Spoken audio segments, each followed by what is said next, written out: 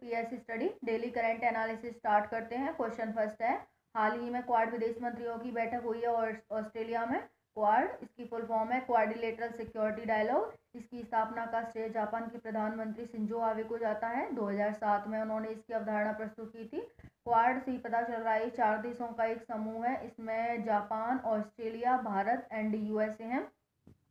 2007 के बाद इसमें कोई भी ऑफिशियल रूप से वार्ता नहीं हो पाई थी। 2017 से इसकी ऑफिशियल रूप से स्थापना मानी जाती है। 2021 से इसकी रेगुलर वार्ता हो रही है, ठीक है। और इसका उद्देश्य था साउथ चाइना सी में चाइना के प्रभाव को कम करना एंड इंडो पैसिफिक ओशन को सुरक्षा एंड शांति प्रदान करना। यानी कि जिस तरह से चाइना के नीचे जो सी है उसको साउथ चाइना सी कहा जाता है, उसमें चाइना अपना प्रभाव बढ़ाता जा रहा है और जितने भी साउथ चाइना सी के आसपास कंट्री हैं उनके सभी के साथ कॉन्फ्लिक्ट रहता है, क्योंकि वो पूरे साउथ चाइना सी पे अपना प्रभाव बना रहा है और उनको पानी नहीं देता है। उसी तरह से इंडो पैसिफिक ओशन में भी, यानी कि इंडिया के नीचे Indian ocean and Australia, Japan, USA के पास पैसिफिक ओशन है, उसमें भी अपना प्रभाव स्थापित करना चाहता है। इस वजह से शिंजो आबे ने एक अवधारणा प्रस्तुत की थी कि क्वाड बनाया जाए इन चारों देशों को मिला करके, जिसको कि चारों साइड से चाइना को कंट्रोल किया जा सके। इसी को ध्यान में रखते हुए क्वाड की स्थापना की गई थी। और अभी इसकी क्या है ऑफिशियल रूप से, यानी कि अभी इसकी मीटिंग हुई है ऑस्ट्रेलिया में, ठीक है, जिसमें जापान के विदेश मंत्री एंटनी ब्लिंकन आए हुए हैं। आपको पता है विश्व में यूक्रेन का संकट मंडरा रहा है, यानी कि रशिया यूक्रेन को खुद में मिलाना चाहता है और यूक्रेन को दो साइड से खींचा जा रहा है। एक तरफ रशिया खींच रहा है तो दूसरी तरफ यूएसए खींच रहा है। और इसी के ऊपर यूएन की संस्था यूनाइटेड नेशन सिक्योरिटी काउंसिल में कुछ दिन पहले वोटिंग हुई थी कि ये देखा जाए कौन सा देश किसके साथ है। तो इसमें चाइना एंड भारत ने एब्सटेन कर दिया था, यानी कि उस टाइम पर तो भारत बच गया था किसी का पक्ष लेने से। बट अभी क्या है, क्योंकि आपको पता है अभी बीजिंग ओलंपिक हुए थे चाइना की राजधानी बीजिंग में, और उसमें 32 देशों के राष्ट्राध्यक्ष आए थे। भारत ने तो इसका डिप्लोमेटिक बायकॉट कर दिया था, बट वहाँ पर रशिया एंड अदर कंट्रीज के 32 डिप्लोमेट आए थे, जिनको चाइना ने यानी कि चीन ने भर भर के कर्जा दिया है और बदले में ये उनसे सिक्योरिटी लिया है कि अगर कि आप हम ताइवान को हमारा हिस्सा मानते हैं कि नहीं। तो सभी ने ताइवान को हिस्सा माना है और बोला है कि अगर हम ताइवान को मिलाना चाहते हैं तो क्या आप हमारे साथ हैं। तो सभी ने सहमति व्यक्त की है, ठीक है, कर्जे के बदले में, ठीक है। तो वहाँ पर क्या है कि रूस ने भी उसका साथ दिया है कि हाँ हम ताइवान को तुम्हारा ही हिस्सा मानते हैं। जिस तरह से वो हांगकांग को अपना हिस्सा बोलता है चाइना, ठीक है, और ताइवान को बोलता है, तिब्बत को बोलता है, उसी तरह से वो ताइवान पर अभी उसने सहमति व्यक्त की है। वैसे ही रशिया ने भी यूक्रेन के मुद्दे पर चीन से सहमति व्यक्त करवाई है कि क्या तुम हमारे साथ हो। तो उसी तरह से उसने काफ़ी देशों से सहमति ले चुका है रशिया, ठीक है। तो वैसे ही अब रशिया ने तो अपना ग्रुप बना लिया, तो यूएस चाह रहा है कि तुमने उस टाइम पर तो एब्सटेन कर दिया था यूएनएससी की जब मीटिंग वोटिंग हो रही थी। तो हमें अभी ये बताओ कि क्या अगर रशिया उस पर हमला करता है और हम इधर से हमला करेंगे तो तुम हमारे साथ हो कि नहीं हो। क्योंकि क्वाड की तो यही इसी उद्देश्य से हुई थी ना कि क्वाड चारों देश हैं वो एक साथ रहेंगे। और आपको पता है भारत तो हमेशा से ही दो गुट जब थे, ठीक है, यानी कि यूएसएसआर और यूएसए थे। जब भारत स्वतंत्र हुआ था, भारत में इतनी गरीबी बदहाली थी, तब भी भारत किसी गुट के साथ नहीं गया था। भारत ने एक अलग गुट नॉन अलाइंड मूवमेंट यानी कि नाम गुट निरपेक्ष नीति बनाई थी उस टाइम पर, तब भी नहीं गया था भारत तो। और हमेशा से ही भारत किसी का पक्ष न लेता हुआ आया है कि किसी का पक्ष न लेना पड़े, हम एकदम अलग रहे सबसे, ठीक है। तो अभी भारत की एक तरह से परीक्षा की घड़ी है कि एंटनी ब्लिंकन भारत से ये चाहते हैं कि वो भारत के साथ हो जाए, लेकिन अगर हम भारत का साथ लेते हैं तो जो रशिया हमारा सच्चा मित्र है हम उसके खिलाफ हो जाएंगे, और रशिया जो हमें हर टाइम सपोर्ट करता है, ठीक है, उससे हम वंचित हो जाएंगे। तो भारत की एक तरह से परीक्षा की घड़ी है कि भारत किस तरह से अपनी इंटीग्रिटी को बनाए रखता है, ठीक है। तो अभी इसमें और आपको ये भी पता है, मैंने वीडियो बनाई थी कि भारत ने यूएनएससी में जो मीटिंग हुई थी उसमें भी भारत ने बोला था कि किसी तीसरे आदमी को पंच मत बनाओ यूक्रेन एंड रशिया से, कि तुमने जो मिन्स्क एग्रीमेंट किया था 2014 में जब क्रीमिया पर हमला कर दिया, मिला लिया था यूएसएसआर ने यानी कि रशिया ने। तो उसमें क्या हुई थी, बेलारूस की राजधानी मिन्स्क में मिन्स्क एग्रीमेंट हुआ था कि जो भी सीमा है हम उसी को फॉलो करेंगे और दोनों देश स्वतंत्र हैं, रशिया और यूक्रेन, ठीक है, और कभी भी हमला नहीं करेंगे। तो भारत ने वही कहा रशिया से और यूक्रेन से कि तुम दोनों अपनी उस मिन्स्क रिपोर्ट को फॉलो करो, जो मिन्स्क एग्रीमेंट था, ना इसमें यूएसए को घसीटो या ना किसी भारत को घसीटो, ठीक है। तो भारत ने तब भी इसी बात को बोला था और भारत अब भी इसी बात को बोला था कि मिन्स्क रिपोर्ट को फॉलो करो, किसी तीसरे को पंच मत बनाओ, ठीक है। तो भारत क्या इस पर निर्णय लेता है वो तो आने वाले समय में पता चलेगा। वैसे भारत इसी बीच में बात करेगा, ठीक है। अब नेक्स्ट है कि अगर रशिया है वो यूक्रेन पर हमला कर देता है, ठीक है, यानी कि यूक्रेन को अपने आप में मिला लेता है, तो यूएसए कह रहा है कि उसे स्विफ्ट, यानी कि स्विफ्ट क्या है, वो कह रहा है कि हम इसे स्विफ्ट से निकाल देंगे रशिया को। अगर स्विफ्ट से निकाला जाता है तो रशिया घुटनों के बल आ जाएगा, यानी कि ऐसा क्या है स्विफ्ट कि उसे निकालने से ऐसा कुछ हो जाएगा। तो स्विफ्ट की फुल फॉर्म देखते हैं पहले, society for world wide interbank financial transaction. ये क्या होता है आपको पता है, जिस तरह से भारत में एक बैंक में हम पैसा डालते हैं दूसरे बैंक में हम तुरंत तुरंत ही निकाल लेते हैं, तो कोई जादू तो है नहीं कि हम एक बैंक में पैसा डालेंगे।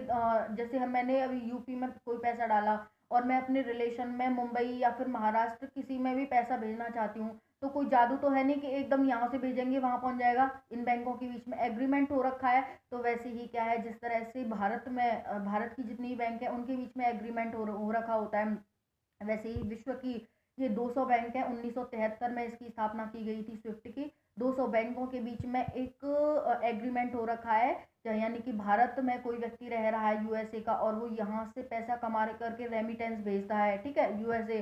तो अब वो कैसे पहुंचेगा, यहाँ की बैंक में पैसा डालेगा और वहाँ के उसके रिलेशन वाले हैं वो तुरंत निकाल लें। तो इसका मतलब एग्रीमेंट हो रखा है कि यहाँ कोई व्यक्ति पैसा डालता है तो वो आराम से पहुंचता रहेगा, वहाँ उसे तुरंत पैसा मिल जाए, ठीक है। तो इसी को बोला जाता है स्विफ्ट। कि विश्व में एक समझौता है, इसे स्विफ्ट बोला जाता है। इसमें 8 से 10 नंबर का स्विफ्ट पासवर्ड होता है, यानी कि स्विफ्ट ओटीपी होता है। जिस तरह से भारत में ओटीपी आता है वैसे ही ये स्विफ्ट ओटीपी कहा जाता है। जैसे ही हम पैसा डालते हैं वैसे आता है और वहाँ निकालते हैं तब आता है, ठीक है। तो इसी 8 से 10 नंबर का होता है। इसकी स्थापना 1973 में हुई थी। अब वो रशिया अमेरिका कह रहा है कि अगर रूस यूक्रेन पर हमला करता है तो हम उसे स्विफ्ट से निकाल देंगे, और अगर स्विफ्ट से निकाला जाता है तो इसका काफ़ी भयानक प्रभाव पड़ेगा रशिया पर, क्योंकि रशिया एक बड़ी इकॉनमी है। और दूसरी बात कि रशिया किसी के साथ व्यापार नहीं कर पाएगा, क्योंकि जब हम किसी से व्यापार करते हैं तो हम उसे पैसे देंगे, पैसे क्या है बैंक से भेजेंगे, ये तो है नहीं कि पहले हम उससे व्यापार करने जाएंगे फिर उसको पैसे देने जाएंगे, एरोप्लेन से भेजेंगे या हम अपनी जेब में लेके जाएंगे, बैंकों में ही पैसा डाला जाता है। अगर ऐसा होता है स्विफ्ट से निकाला जाता है तो रशिया किसी के साथ भी व्यापार नहीं कर पाएगा, उसकी इकोनॉमी ठप हो जाएगी, यानी कि बंद हो जाएगी। दूसरा है कि उसकी जो मुद्रा है वो उसका वैल्यू बहुत कम हो जाएगा, यानी कि गिर जाएगा उसकी मुद्रा का वैल्यू। 2018 में स्विफ्ट से ईरान को निकाला जा चुका है और ईरान की जो मुद्रा थी उसे इतनी गिर गई थी कि उसे मुद्रा तोमान करनी पड़ी थी कि 1000 यानी कि 10,000 अगर तोमान लेके जाते हैं, ठीक है, तो एक पानी की बोतल आती थी, तो इतनी वैल्यू गिर जाती है पैसे की। तो रशिया को काफ़ी इससे हानि होगी, ठीक है, क्योंकि उसे अपनी नई मुद्रा जारी करनी पड़ेगी, तो उसमें भी उसका खर्चा होगा। और दूसरी बात है रशिया किसी के साथ व्यापार नहीं कर पाएगा, ठीक है। अब नेक्स्ट है, अभी क्या हुआ है कि फ्रांस, आपको पता होगा इसी में है ये पूरा। अब मैं इसको कड़ी जोड़ रही हूँ, ठीक है, कि पहले मैंने बताया क्या क्वाड क्या था, अभी रशिया से ही जोड़ा हमने, रशिया और यूक्रेन से ही जोड़ रहे हैं हम इसे, ठीक है। तो अभी क्या है कि फ्रांस, आपको पता है 17-18वीं शताब्दी में फ्रांस एक स्ट्रॉन्ग कंट्री हुआ करता था, और जब द्वितीय विश्व युद्ध हुआ था तब भी फ्रांस एक स्ट्रॉन्ग कंट्री था, ठीक है। अब वो अपना प्रभाव क्या है कि दोबारा से स्थापित करना चाह रहा है, ठीक है। और आपको ये पता होगा कि कुछ दिन पहले ऑकूस, जिसमें ऑस्ट्रेलिया यूएसए एंड यूके थे, ठीक है। तो आप इसे देखेंगे ना, ऑकूस इसी को कहा गया था। इन तीनों के बीच में एक एग्रीमेंट था कि ऑस्ट्रेलिया एंड यूके मिलकर के यूएसए एंड यूके मिलकर के ऑस्ट्रेलिया के लिए क्या बनाएंगे, न्यूक्लियर सबमरीन बनाएंगे, जिसका भारत ने निर्माण किया था। इसके तो जो ऑस्ट्रेलिया है वो सपने देख रहा है कि ऑस्ट्रेलिया के पास भी न्यूक्लियर सबमरीन हो जाए, क्योंकि ऑस्ट्रेलिया के पास डीजल और पेट्रोल से चलने वाली सबमरीन है, न्यूक्लियर सबमरीन नहीं है। न्यूक्लियर सबमरीन क्या होती है, न्यूक्लियर सबमरीन होती है कि जो ऐसी सबमरीन, यानी कि ऐसा पानी का जहाज जो पानी में डूब करके चलता है, उसे सबमरीन कहा जाता है, ठीक है।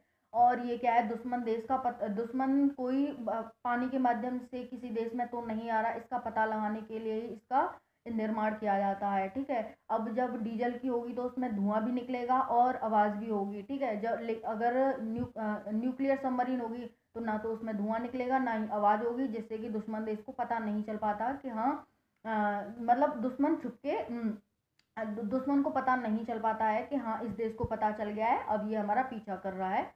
ठीक है, तो अच्छे से वो पकड़ा जा सकता है दुश्मन को। ठीक है, तो इसीलिए भारत ने इस सबमरीन का निर्माण कराया था। ठीक है, किया था। तो इस ऑस्ट्रेलिया ने भी क्या किया था कि पहले पहले वो उसने फ्रांस को ऑर्डर दे दिया था कि फ्रांस हमारे लिए न्यूक्लियर सबमरीन का निर्माण करेगा। लेकिन क्या हुआ था कि उसने थोड़े सस्ते में यूके और यूएसए ने ऑस्ट्रेलिया को ऑफर दे दिया था कि हम आपके लिए एक तो न्यूक्लियर का, क्योंकि फ्रांस क्या कर रहा था, डीजल वाली का निर्माण कर रहा था। उसी तरफ कुछ दिन बाद, 4-6 दिन बाद क्या हुआ था, यूके और यूएसए पहुंच गए ऑस्ट्रेलिया के पास कि हम आपके लिए सस्ते दाम में करेंगे और न्यूक्लियर सबमरीन करेंगे।